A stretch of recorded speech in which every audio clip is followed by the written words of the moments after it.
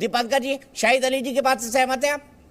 नहीं, बिल्कुल शाहिद भाई की अपनी विचार हो सकते हैं, पर जिस व्यक्ति ने अपने बचपन से या बाल्यकाल से मत्स्य पुराण, स्कंद पुराण, शिव पुराण, ऋग्वेद पढ़ा हो, वो कैसे काशी को ये कह दे कि काशी आदि विश्वेश्वर की नहीं।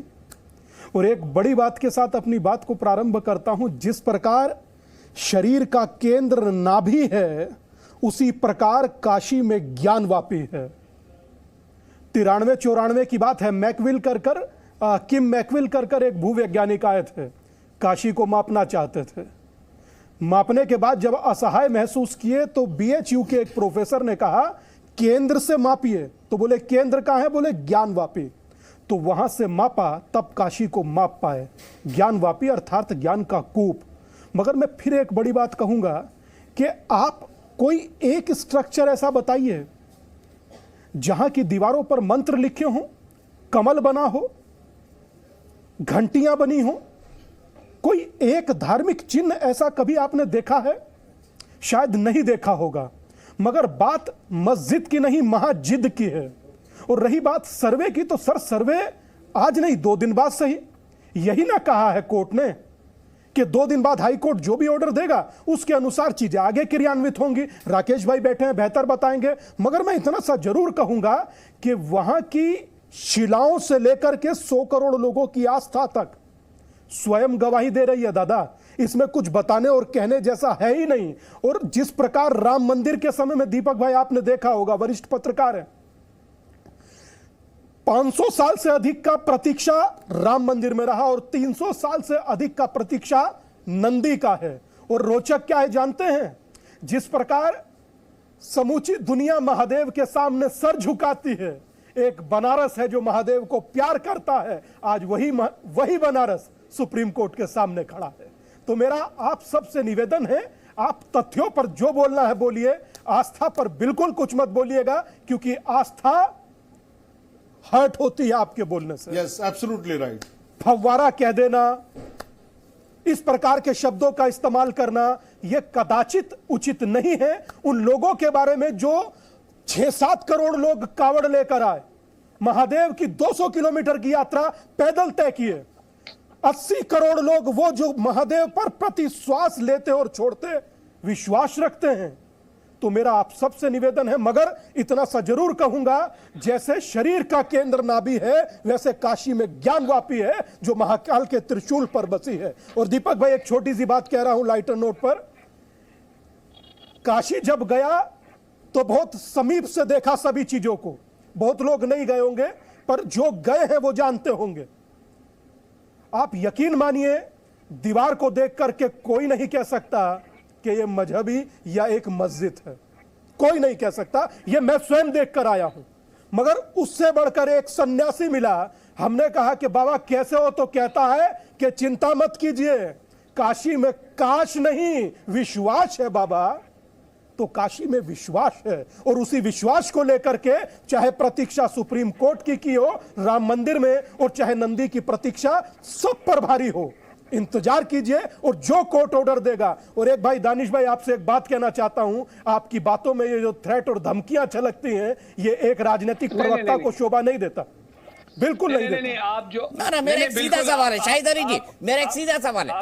1991 का जो कानून है वो क्या कहता है? प्लेसेस ऑफ वर्शिप एक्ट साफ कहता है कि जो धार्मिक स्थिति है, 1947 की जो धार्मिक स्थिति है, उसको जो है उसको परिवर्तित न किया जाए। लेकिन धार्मिक स्थल का चरित्र क्या है, कि वो मंदिर था या मस्जिद थी, इसको 1991 गवर्न नहीं करता है। इस पर क्या कहेंगे? ये तो अदालत ही साफ कर चुका है।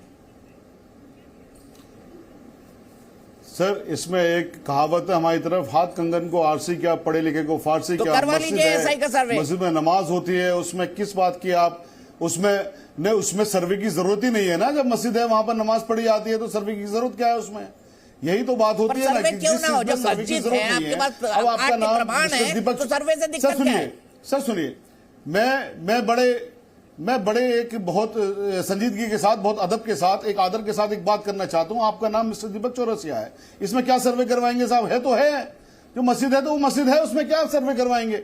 इसीलिए उस सर्वे की बात मेरा सर्वे हो सकता है ना, मेरे फादर कौन थे, मेरे दादा कौन थे, मेरे परदादा कौन थे, मेरा गोत्र क्या है, मेरा डीएनए क्या है, दुनिया भर की साइंटिफिक चीजें निकाली जा सकती है, मेरी उम्र क्या है, लेकिन अगर मेरी बॉडी कैसी है। लेकिन अगर कानून ये आ जाए कि दीपक चौरसिया साहब का, लेकिन अगर कानून ये आ जाए दीपक चौरसिया साहब का कोई भी सर्वे नहीं होगा, तो फिर दीपक चौरसिया साहब सर्वे क्यों करवाएंगे? कोई भी सर्वे क्यों करवाएगा? महिला कानून है, बात का सर्वे तो होगा ना सर, क्यों नहीं होगा? अगर विवाद खड़ा कर दिया जाएगा तो इस बात का सर्वे होगा कि दीपक चौरसिया हमारी महिला है या पुरुष। दीपक भाई